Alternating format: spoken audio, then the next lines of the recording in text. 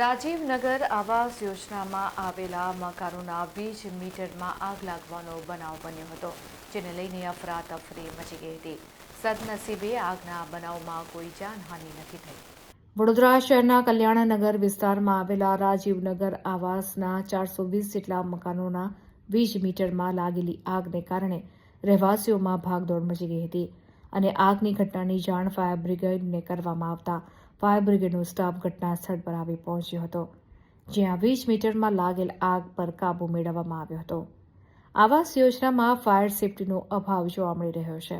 સાથે આવાસ યોજનામાં ફાયર સેફટીને લઈને ઇજારદારની ગંભીર બેદરકારી સામે આવી હતી. સદનસીબે આ આગની ઘટનામાં કોઈ જાનહાનિ નહીં થતા તંત્રએ રાહતનો શ્વાસ લીધો હતો.